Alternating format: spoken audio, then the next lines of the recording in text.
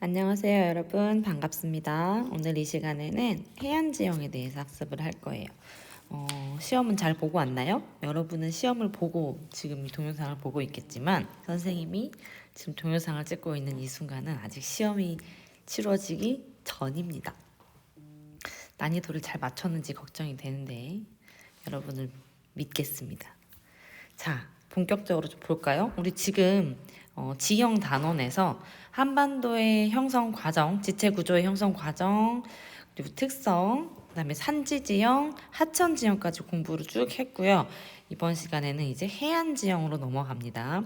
근데 우리가 이렇게 부분 나눠서 지형을 보고 있긴 하지만 뭐 산지 지형, 하천 지형, 해안 지형이 따로따로 논다고 볼 수는 없어요. 계속 여러분이 공부하면서 느꼈겠지만 그 처음에서 배웠던 한반도 지체 구조 혹은 지형 형성 과정이 다 이 지형 학습에 녹아 있습니다. 그러니까 2차 고사도 마찬가지로 지금 현재 1차 고사 때 봤던 부분들을 제대로 이해하지 못했다면 힘들어질 수 있어요. 혹시 좀 미진한 부분이 있으면 복습을 좀 철저하게 하도록 합시다. 들어가겠습니다. 자, 우리나라의 해안선과 지형 형성 작용을 먼저 좀 살펴볼게요. 이 내용은 해안 지형을 공부하기 전에 인트로 같은 좀 이런 부분입니다. 자, 일단 우리나라의 해안선은요, 우리는 지금 삼면이 바다로 둘러싸여 있는 반도 형태의 땅을 가지고 있죠. 그런데 이 삼면으로 둘러싸여 있는 요 해안들이요, 지역에 따라서 서로 다른 특성을 지니게 됩니다. 그래서 우리가 서남해안 이렇게, 그리고 동해안 이렇게 나눠서 특성을 좀 살펴볼 거예요. 자, 일단 서남해안은 산맥과 해안선이 교차하는 형태예요. 교차. 무슨 이야기냐면, 자, 산맥은 요런 방향으로 가고 있는데 해안선은 요런 방향이다. 즉 해안선과 산맥이 교차한다, 이런 말입니다. 자, 후빈기에 해수면이 어떻게 됐죠? 무슨 일이 있었죠? 후빈기니까 상승합니다.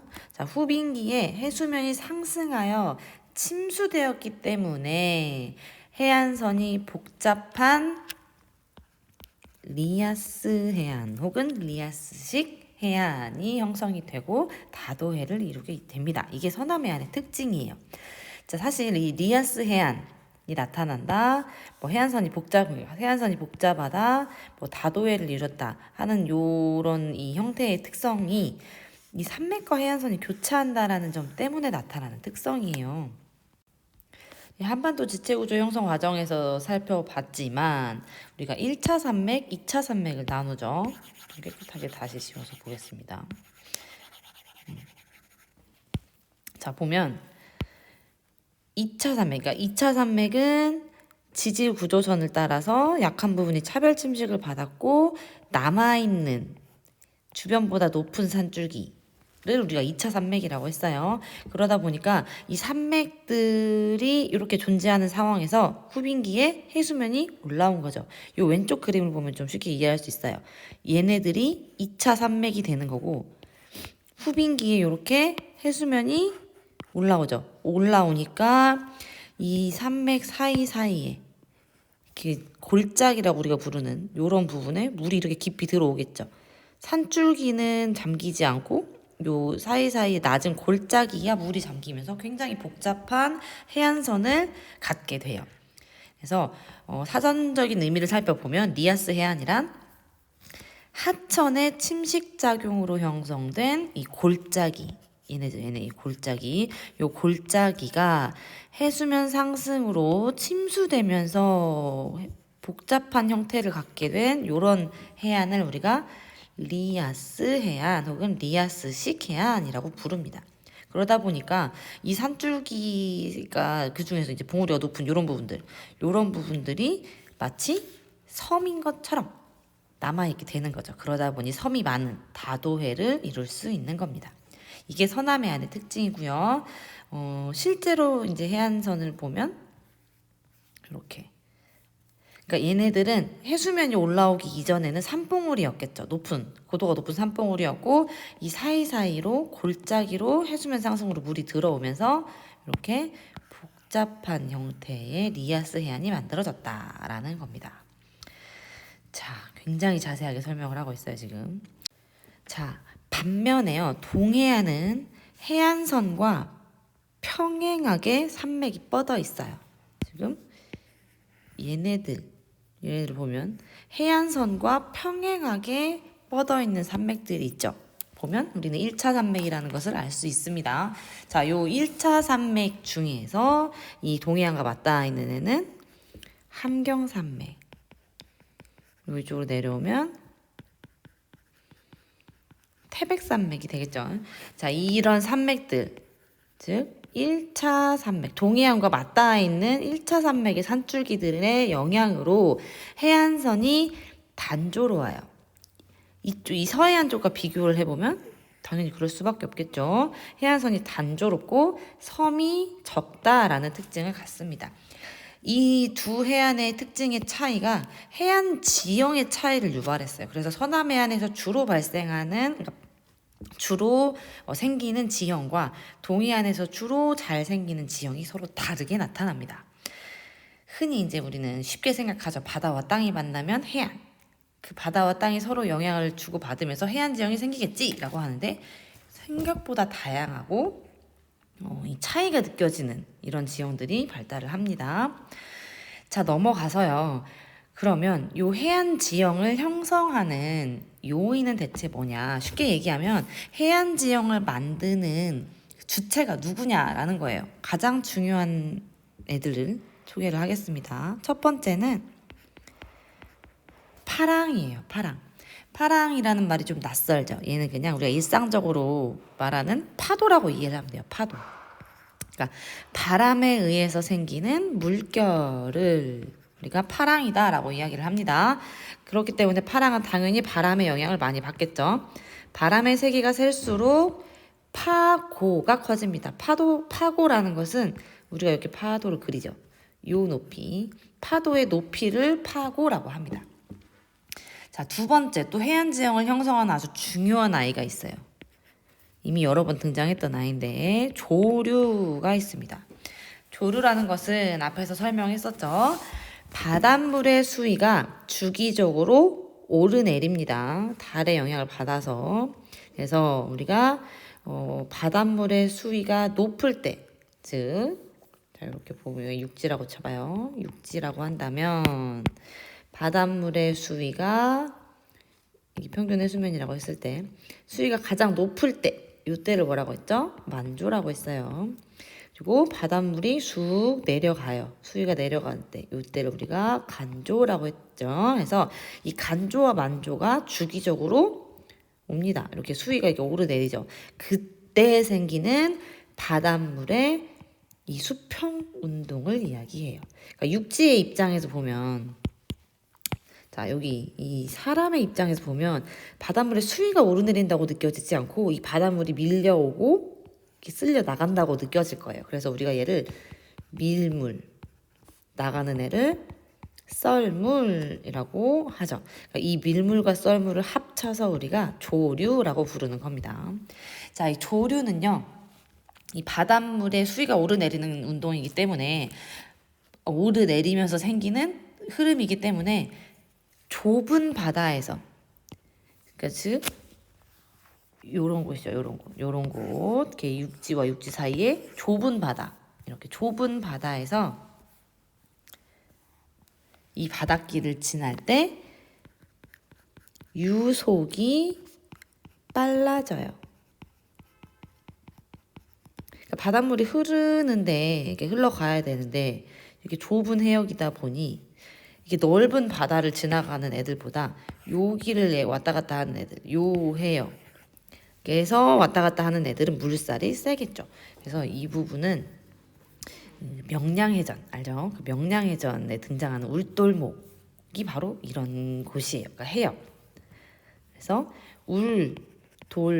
울돌목이라는 것은 운다, 물이 우는 곳이다라는 의미예요. 물이 운다라는 말은 너무 유속이 빠르다 보니까 물이 흘러가는 소리가 들려요. 그래서 이런 이름이 붙여졌습니다. 자, 또 있어요. 해안 지형을 형성시키는 요인. 파랑도 중요하고 조류도 중요하고, 세 번째는 연안류라는 아이도 있습니다. 연안류는요, 해안과 평행하게 흐른다. 평행하게, 그러니까 나란하게, 그러니까 해안선을 따라서 흐르는 바닷물의 흐름을 우리가 연안류라고 해요. 여기를 보면, 자, 이 해안선을 따라서 뭐 요런 식으로, 이 해안선을 따라서 흐르는 이런 흐름을 연안류라고 합니다. 얘도 해안 지형을 형성하는 데 아주 중요한 역할을 해요. 얘는 주로 이제 쌓는 물질들을 운반시켜주는 아주 중요한 역할을 합니다. 뒤에서 등장을 할 거예요. 그리고 여기는 지금 언급이 되어 있지 않지만 사실은 검색을 합시다. 사실은 얘 말고 바람도 해안 지형을 형성시키는데 큰 기여를 해요. 그래서 이 바람이 주된 요인으로 형성되는 해안 지형도 있기 때문에 이 바람도 기억을 해두세요. 이 바람은 어떤 식으로 작용을 하냐면 이 위에 애들이 쌓아놓은 물질들을 다시 이동시켜서 다른 모양으로 퇴적시키는 이런 역할들을 합니다. 자, 뒤에서 하나하나 지형을 살펴보면 더 쉽게 이해가 될 거예요. 자, 넘어가겠습니다. 다음은 장소에 따른 지형 형성 작용의 차이예요. 이게 무슨 말이냐면 자, 위에 이 해안선의 특징도 다르고 이 해안 지형을 형성하는 요인, 그러니까 누가 쌓고 누가 깎느냐. 근데 얘네가 어디에 작용하느냐, 어떤 장소에 작용하느냐에 따라서 형성되는 지형의 모습이 또 달라져요. 지금은 복잡해서 무슨 말인지 모르겠지만 하나하나 지형을 살펴보면 이해가 갈 거예요. 일단 갑시다. 자, 이 장소를요, 크게 성격에 따라서 두 가지로 나눌 거예요. 그러니까 해안을 나누자는 이 말이에요. 해안을 곳과 만으로 나누겠습니다. 우리가 이제 해안선을 보면 해안선은 반듯하지 않다라는 거 아까 충분히 이야기했죠. 그래서 보면 자, 이제 크게 봤을 때 이렇게 바다 쪽으로 육지가 볼록 나와 있는 이 부분을 곳이라고 할 거고요. 이렇게 바다가 육지 쪽으로 쑥 들어가 있는 이 부분을 만이라고 할 거예요. 근데 이 곳과 만에서 똑같은 파랑이 작용을 하더라도 서로 다른 형태의 지형이 만들어져요. 그래서 어디에 생겼느냐, 이 장소가 또 해안 지형의 중요한 요인이 됩니다. 봅시다. 자, 일단 곳과 만 구분했고요. 곳이란 육지가 바다로 돌출된 부분이다. 주로 바다로 돌출된 산지나 구릉지가 곳이 되는 경우가 많겠죠. 그죠? 해안선이 형성될 때 이렇게 얘네가 해발고도가 높은 곳이었기 때문에 이렇게 남아있는 거잖아요. 해수면이 올라왔을 때. 해발고도가 낮은 골짜기는 바다에 쑥 들어오겠죠. 당연한 말입니다. 그래서 주로 산지나 구릉지, 즉 언덕으로서 단단한 암석으로 구성되어 있는 경우가 대부분이에요. 곳은. 반면에 만은 육지 쪽으로 이렇게 바다가 오목하게 쑥 들어가 있는 부분을 이야기합니다. 자, 이 곳에서 지형 형성 작용이 다르게 나타난다. 어떻게 다르게 나타나냐? 곳은 파랑의 힘이 집중되는 곳이에요. 그래서 파도가 강하게 부딪혀요. 자, 요 지금 파랑의 진행 방향 오른쪽 그림을 보면 이렇게 파랑이 곳 쪽으로 집중돼서 에너지를 이렇게 가해주고 있는 모습이 보이죠. 그렇기 때문에 얘는 퇴적보다는 침식작용이 훨씬 활발합니다. 반면에 만은 이 곳에 비해서 파도의 힘이 미약해요. 왜냐면 이 곳으로 집중되다 보니 많은 파랑의 에너지가 분산되는 지역이에요. 그래서 파랑이나 뭐 연안류나 조류나 다 이 만에서는 침식보다는 퇴적작용이 활발하게 이루어집니다. 그러다 보니 곳에는 암석이 깎여서 형성되는 지형들이 주로 발달을 하고요. 만에서는 모래든 갯벌이든 이 파랑 연안류 조류에 의해서 물질들이 퇴적돼서 만들어지는 퇴적 지형들이 주로 발달을 하게 됩니다. 하나하나 이제 좀 살펴볼 거예요. 자, 방금 배운 내용들 탐구 활동을 풀어보면서 정리를 좀 합시다. 자, 1번. 거제도 북부, 서부 해안과 같이 요 부분 북부 해안, 서부 해안 같이 내해에 면하는 곳. 내해라는 것은 육지 쪽. 이 지금 육지잖아, 육지 쪽 바다를 내해라고 합니다. 요 완전 넓은 바다와 면에 있는 요 바다를 우리가 외해라고 하고요. 이 내해에 면하는 곳이 지금 기역, 니은, 디귿 중에서 어디죠? 그렇죠. 기역입니다. 기역.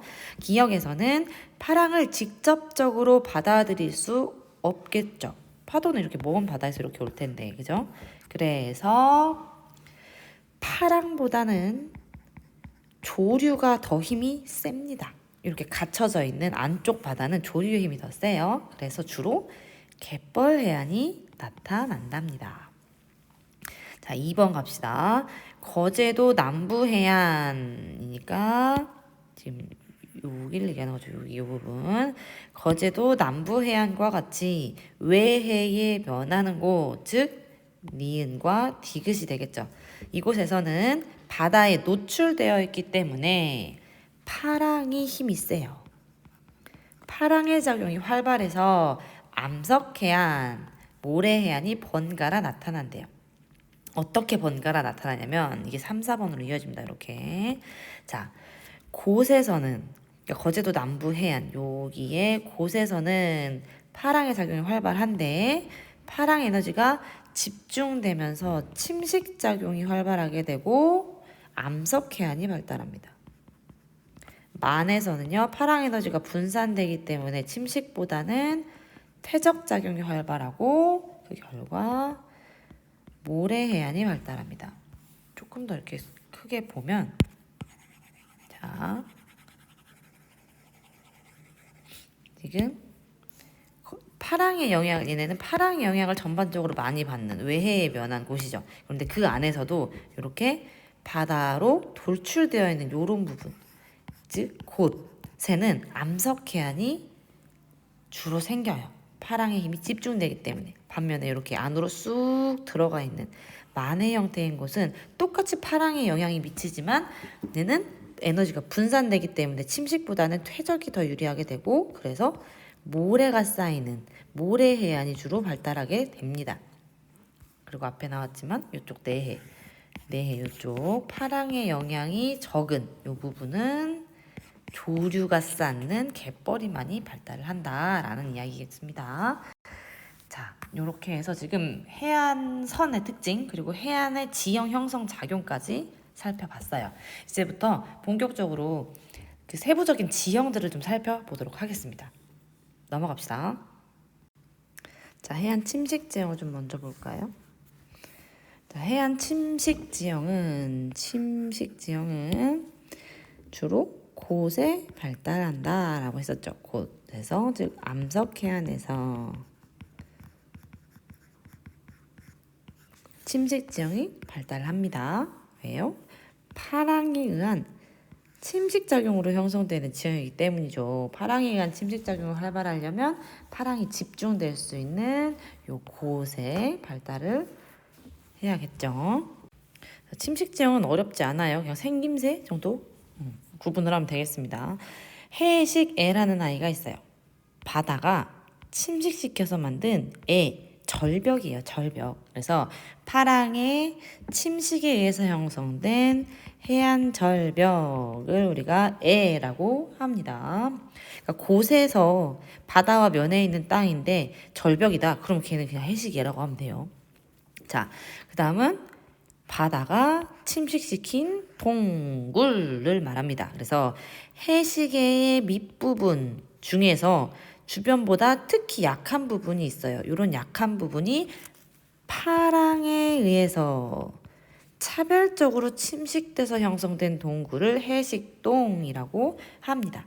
요 밑에서 살펴보자면 얘가 지금 해식애고 얘가 해식동이에요. 쉽죠? 자, 파식대를 보겠습니다. 파식대는요, 해시계 밑에 파랑의 침식으로 형성된 기반암의 평탄면이에요.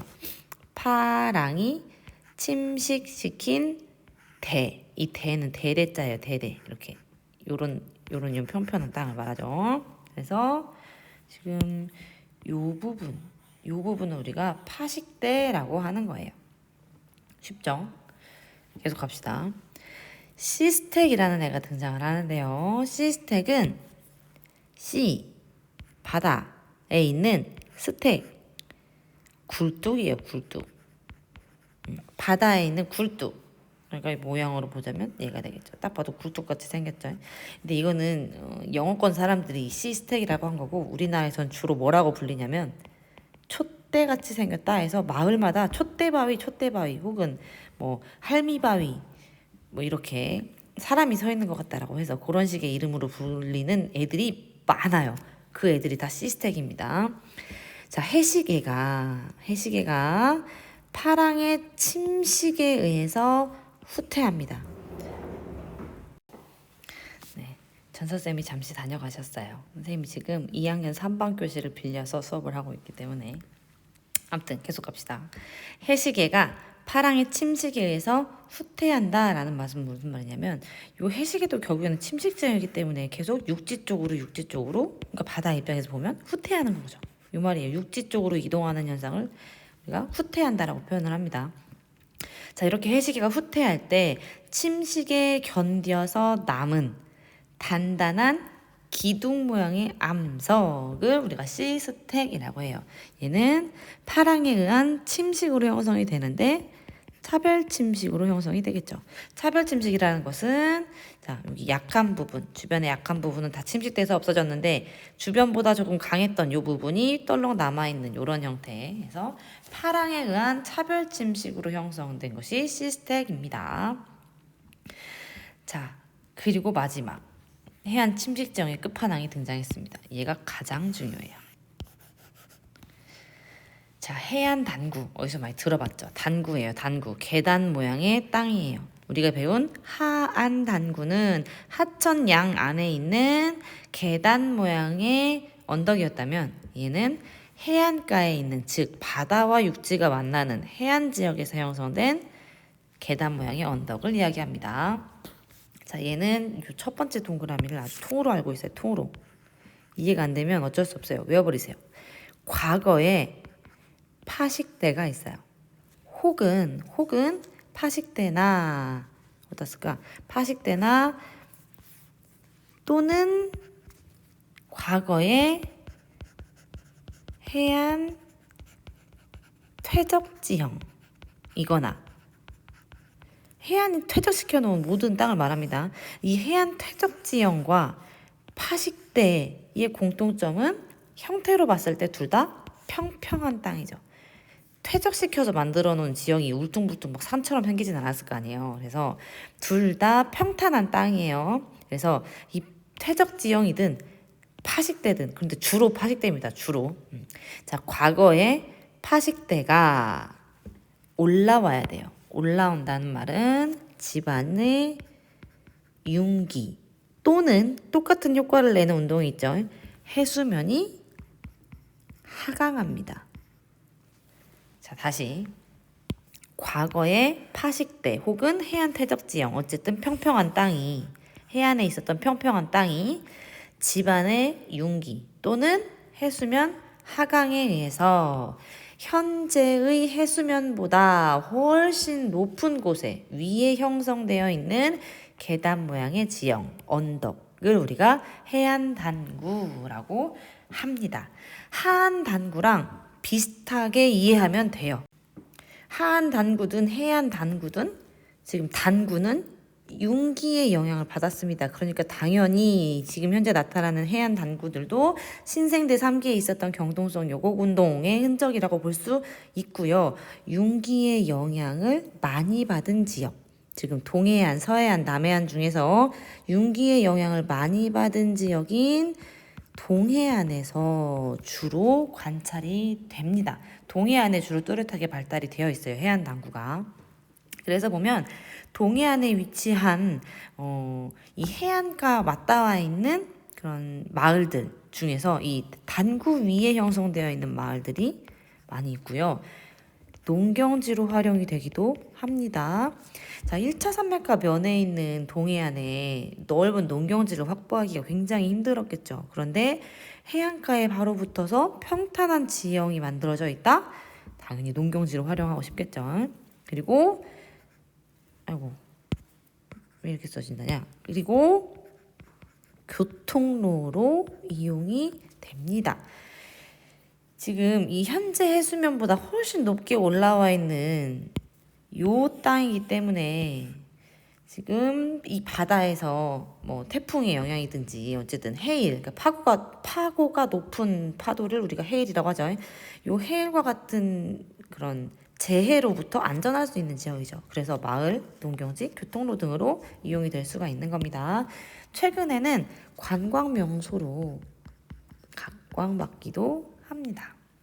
자, 얘는 하안당구랑 마찬가지로 과거에 하안당구는 과거에 하천의 영향을 받은 지역이지만 얘는 과거에 바다의 영향을 받은 지역이죠. 그렇기 때문에 조개 껍질 등이 발견되기도 하고요.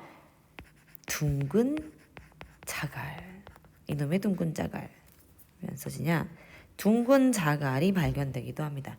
지금 요 정도 높이 거의 한 60m, 5, 60m 이상 되는 높은 곳에 위치해 있는 평탄한 면이에요. 그렇기 때문에 여기에 조개 껍데기가 발견이 된다는 게 굉장히 이상할 수 있어요. 하지만 과거에 해수면이 높았던 시절, 그러니까 해수면이 높았다기보다 융기하기 이전, 이 땅이 낮았던 시절에 과거에 해수면의 영향을 받았던 곳이다라는 것을 우리가 인지를 해야 합니다.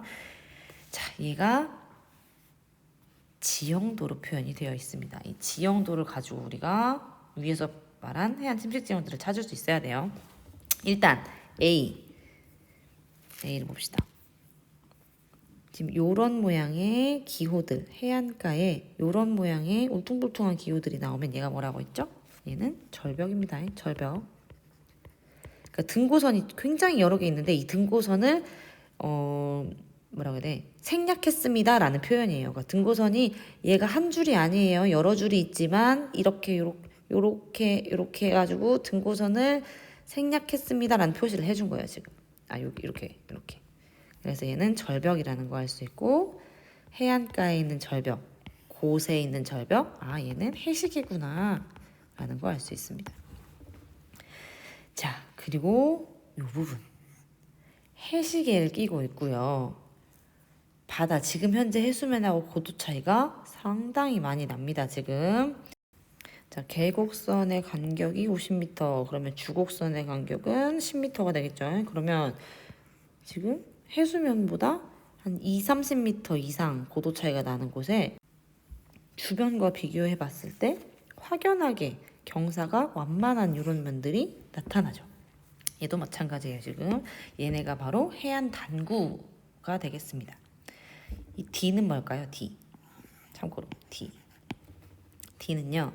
자, 일단 절벽을 끼고 있어요. 해수면보다 높은데 등고선이 하나 더 있어요.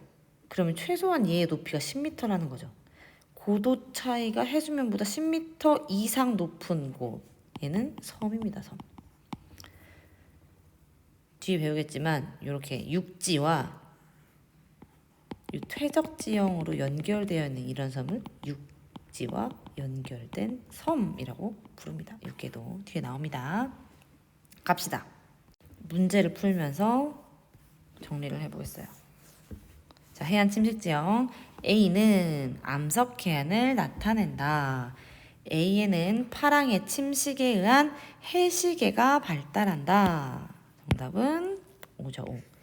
요 기호를 잘 봐두세요. 요렇게 생겼어요. 이는 등고선을 생략했습니다. 등고선이 많이 있습니다. 즉 절벽입니다 라는 표현입니다. 교생 선생님하고 배운 내용 좀 복습 좀 해볼까요? 이거 뭐라고요? 퇴적물질, 퇴적지형을 이렇게 점점점점 찍는다고 했죠. 뒤에서 계속 하겠습니다. 얘도 해시계, 얘도 해시계. 얘는 퇴적지형, 곧과 만, 요 정도는 지금도 구분할 수 있어야 돼요. 자, 오른쪽. 얘는 요 사진은 우리 지역에서 볼 수 있는 사진이에요. 저기 부안에 변산에 가면 볼 수 있습니다. 자, 해식애가 후퇴하면서 파식대는 넓어진다. 일단 정답은 O입니다. 지금 여기 바다가 이렇게 있고 얘가 해식애죠. 해식애. 그렇죠? 그래서 얘가 침식작용으로 형성된 절벽인데 계속해서 이 바다가 영향을 미치면 얘는 점점 후퇴할 거예요. 자, 바다가 깎고 그러면 이렇게 해식 동이 형성이 되겠죠. 해식 동이 형성이 되고 나서 중력에 의해서 얘가 무너져 내리면 해식에는 또 후퇴하죠. 이런 식으로 해식이 넓어지면 지금 요 부분이 뭐가 되는 거예요? 파식대가 되는 거예요. 다시 이야기하면 다르게 설명을 해보자면 파식대는 결국 해식애가 뒤로 후퇴한 흔적이라고 볼 수 있어요. 그렇겠죠? 넘어가겠습니다. 그래서 다시 한번 얘기하자. 자, 파식대와 해식동, 해식애는 형성 과정에서 세트로 갑니다. 뭐가 먼저예요, 선생님? 해식동이 먼저예요? 해식애가 먼저예요? 이거는 닭이 먼저냐, 달걀이 먼저냐 하는 거예요. 해식애에 해식동이 생기고 해식동이 무너져 내리면 해식애가 또 생기고 이런 식으로 계속 진행이 됩니다. 자, 넘어갑시다. 요 그림, 얘가 지금 강릉에 있는 아주 유명한 호텔이에요. 지금 실제 모습은 이렇게 생겼어요. 진짜 배처럼 생겼죠. 하지만 얘는 배 모양의 호텔입니다. 그런데 중요한 건 이 호텔 위에 지금 이 호텔이 위에 올라가 있는 요 밑에 지형, 그게 바로 해안단구다라는 거예요. 요 남자가 지금 설명하고 있죠. 배 모양의 건물이 들어서 있는 평평한 언덕. 지금 요 부분은 수십만 년 전 바닷물이 직접 드나드는 곳이었대. 즉 과거 수십만 년 전의 과거의 해수면은 여기에 있었다는 이야기죠. 자, 그런데 얘가 지금 이 땅이 융기를 하는 거죠. 이만큼 융기를 하면서 과거에 그러니까 요렇게 평탄했던 땅이 융기하면서 요렇게 높은 계단 모양의 언덕이 되었다라는 이야기입니다. 자, 봅시다. 땡땡 고등학교 지리사랑 모임 회원인 철수는 주말을 이용해 동해안으로 답사를 떠났어요. 그런데 요 A지형, 요 지형,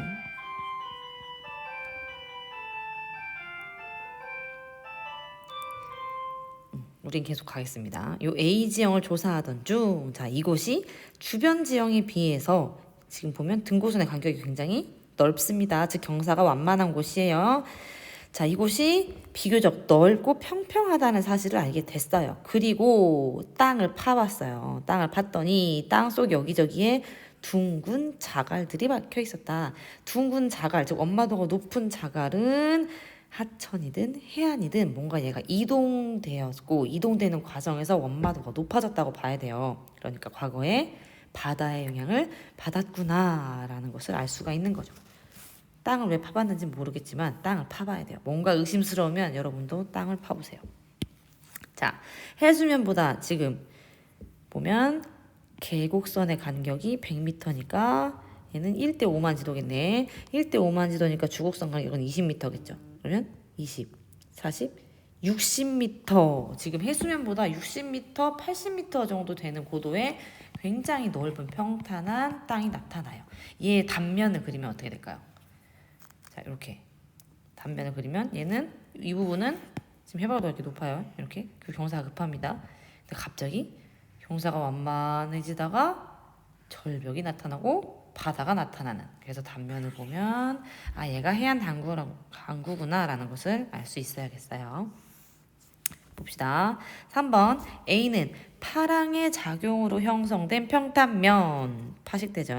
파랑의 작용으로 형성된 평탄면이 융기한 해안 당구이다. 맞습니다. 한 가지만 더 아까 설명했는데 이 평탄면은 파식대일 수도 있고 혹은 퇴적 지형일 수도 있어요. 어쨌든 간에 바다의 영향을 받아서 형성된 평평한 땅이라고 하면 됩니다. 대부분은 파식대겠지만 4번 정동진에는 해발고도 이만큼 되는 요 지역에 해안당구가 발달해 있다. 맞죠? 단구면에는 과거 바닷가에 퇴적되어 있던 무슨 자갈? 둥근 자갈을 볼 수 있고 해안 당구 하단에는 새로운 파식대가 형성되어 있습니다. 지금 요 그림에서 따지자면 요 부분이 되겠죠. 파식대는 현재 해수면 높이 수준에서 이 수준에서 지금 현재 바다의 영향을 받는 부분이에요. 그래서 요 파식대, 현재 해시계, 그리고 단구, 해안 단구, 그리고 지금 요 지도에 있는 얘는 그러니까 파식대, 해시계, 단구, 그리고 단구 뒤에 있는 요게 있죠. 또 얘는 그냥 잊어버리세요. 단구애라고 해요. 단구애. 얘는 단구. 그러니까 단구면 잊어버리세요. 단구면과 단구애 이렇게 해안 단구를 구성하는 평탄한 면, 해안 단구를 구성하는 절벽이라고 보면 됩니다. 얘는 해식애. 그리고 여기 지금 현재의 파식대가 남아 있는 거고 이렇게 해수면이 있는 거죠. 자, 넘어가겠습니다. 자, 여기는 지금 우리 지역 중에 전라북도의 부안군이에요. 부안군에 보면 여기가 해안 지형을 관찰하기가 아주 좋은 곳이에요. 볼게요. 자, 일단 곳이 있죠. 이렇게 만이 있어요. 근데 이 만에 보면 지금 이 색깔이 약간 다른 부분이죠. 이런 부분. 얘네가 갯벌입니다. 갯벌. 퇴적 지형이 형성되어 있어요. 그리고 이제 요 곳 안에 주로 이제 암석해안 혹은 모래해안이 등장을 하는 건데 자세히 보겠습니다. 자, 지금 여기가 하늘에서 본 모습인데 자, 봅시다. 요 부분 있죠, 요 부분. 자, 다시 요 부분이 파식대예요, 지금. 파식대고 지금은 이제 하늘 위에서 보고 있어서 보이지 않지만 얘랑 요 땅덩어리 사이에 있는 요 고도 차이가 크게 나는 절벽이 해식예가 되는 거예요. 그래서 파랑의 영향으로 파식대는 계속 넓어지고 이 파식대가 넓어진다라는 건 해식예는 뒤로 후퇴하고 있다라는 이야기겠죠. 자, 쌤 실제 모습을 좀 보여주고 싶어서 가지고 왔는데 자, 일단 이 사진 먼저 볼까요? 얘는 지금 우리가 눈에 보이는 요 절벽 요 부분이 해식예고 파식대가 여기 밑에 있는데 밀물대라서 물의 수위가 높아져서 지금 파식대가 잠겼어요. 파식대는 이런 부분이에요. 바다의 해수면과 높이 차이가 크게 나지 않기 때문에 수위가 높아지면 바다에 잠기기도 하고요. 그러니까 이제 계속 후퇴를 하겠죠. 아니 계속 확대가 되겠죠. 그리고 이렇게 드러나기도 해요. 지금 요 사진을 보면 같은 지점이에요. 지금 같은 위치를 찍은 사진인데 얘는 아까보다는 드러나 있죠. 그리고 지금 좀 덜 빠진 상태인데 물이 더 빠지면 바다가 저기까지 가 있어요. 그리고 여기서 사람들이 들어갈 수 있는 요 계단도 있죠. 이렇게 해서 요게 해식애와 파식대가 있고 요 해식의 하부에 이런 주변보다 침식이 약했던 차별 침식에 의해서 형성된 동굴이 있는 이런 형태가 딱 우리가 해안 침식 지형, 암석해안이라고 부르는 게 딱 전형적인 이런 모습이 됩니다. 자, 이렇게 해서 우리가 우리나라 해안의 특징, 그리고 해안에서 이루어지는 지형 형성 작용, 해안 침식 지형까지 해봤고 다음 강의에서는 해안 퇴적 지형을 좀 살펴보도록 하겠습니다. 어렵진 않죠. 해안 퇴적 지형은 모래해안과 갯벌해안 이렇게 나누어서 살펴보겠습니다. 예습 먼저 해보시고요. 고생했습니다.